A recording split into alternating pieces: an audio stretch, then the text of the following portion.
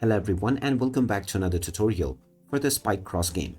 In this video, I'm going to show you how you can log into your existing account within this game. So let's get started right away. First of all, open up the Spikecross game on your device, and after it is launched, you will be told to press any key to begin. Once you have pressed a key, you will now see two different options to log in. If you have created your account using your Google account in the first place, then you can click on Continue with Google. And if you used your Apple account for this purpose, then you will need to click on Continue with Apple. Click on whichever one you used, and this will take you into the browser page where you will need to authenticate your login. After you do this, you will see the login successful notification. After that, you can close it, and you will notice that you have been logged into your game right away. Now, all of your progress that you previously had will also return, and this includes your in-game currency and experience.